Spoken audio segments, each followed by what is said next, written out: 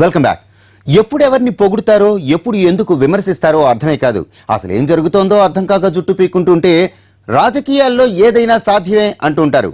ఓసారి పొగడ్తల వర్షం కురిపించుకుంటూ మరోసారి విమర్శనాస్త్రాలు గురిపెట్టుకుంటూ ఉంటూ మా పొలిటికల్ స్టైల్ ఇదేనంటూ జనాలకు ట్విస్ట్లు ఇస్తున్నాయి కమలం గులాబీ పార్టీలు. కలిసున్నాం, పరస్పరం సహకరించుకుంటామని జనం సాక్షిగా చెబుతారు. స్వయానా దేశ ప్రధాని నరేంద్ర మోడీనే వేదికపై తెలంగాణ ముఖ్యమంత్రిని తెగ పొగిడేస్తారు. సమర్థుడైన సీఎంని కితాబునిస్తారు. తెలంగాణకే అవసరం వచ్చినా ఢిల్లీలో నేనున్నానని భరోసా ఇస్తారు. కేసీఆర్ ఏమైనా తక్కువ తిన్నారా? ఆయన సైతం మోడీని ఆకాశానికి ఎత్తేశారు. ప్రధాని మోడీ చాలా గొప్పోడనేశారు. కొత్త రాష్ట్రం తెలంగాణపై కరుణ చూపించాలని అభ్యర్థించారు.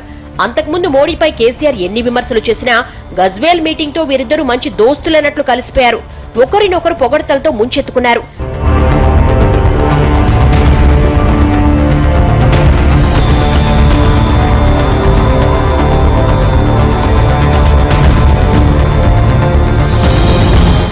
రాజకీయాల్లో శాశ్వత మిత్రులుండరు, శత్రువులు ఉండరు అన్నట్లే ఉన్నాయి బీజేపీ టీఆర్ఎస్ పార్టీల మధ్య సంబంధాలు. మొన్న వరంగల్ మీటింగ్ వచ్చిన బీజేపీ జాతీయ అధ్యక్షుడు అమిత్ షా టీఆర్ఎస్ ప్రభుత్వంపై బహిరంగ విమర్శలు చేశారు. కేంద్రం నిధులిస్తోంటే రాష్ట్ర ప్రభుత్వం పక్కదారి పట్టిస్తోందని ఆరోపించారు. ఓవైసీకి భయపడుతున్నారంటూ సీఎం కేసీఆర్ పై వ్యక్తిగత విమర్శలకు దిగారు. కేంద్రంతో కాస్త సఖ్యంగా ఉంటున్న టీఆర్ఎస్ కూడా అమిత్ షా ప్రసంగ ధోరణి ఇలా ఉంటుందని ఊహించలేదు. ఈ సభతో బీజేపీ టీఆర్ఎస్ ల మధ్య ఒక్కసారిగా పొరపచ్చాలొచ్చేశాయి.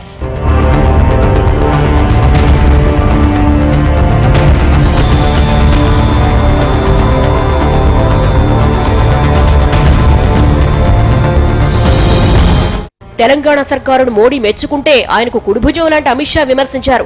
గజ్వేల్ సభావేదికపై కేసీఆర్ మోడీని మెచ్చుకుంటే వరంగల్ సభలో విమర్శలు గుప్పించిన అమిత్ షాను టార్గెట్ చేయడానికి హరీష్ రావు, టీఆర్ఎస్ ఎంపీ కవిత రంగంలోకి దిగి గట్టిగానే ప్రతిస్పందించారు.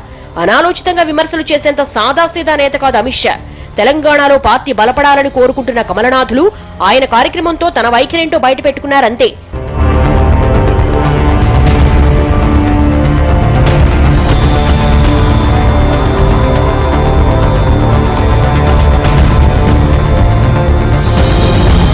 గతంలో సూర్యాపేటలో అమిత్ షా మీటింగ్ అయిపోయిన తెల్లారే మంత్రి కేటీఆర్ తో గంటసేపు భేటీ అయ్యారు.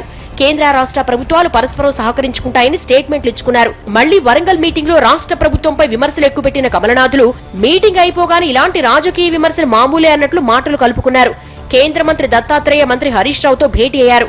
మీటింగుల్లో ఎవరైనా అనుకున్నా కేంద్ర రాష్ట్ర ప్రభుత్వాల మధ్య ఎలాంటి గ్యాప్ లేదనే సంకేతాలిచ్చారు. టీఆర్ఎస్, బీజేపీల మధ్య ఇలాంటి స్టేట్మెంట్లు, విమర్శలు కామన్ అయిపోవడంతో ఈ రెండు పార్టీల మనసులో ఏముందో తెలియక జనం తెల్లమొహాలేస్తున్నారు.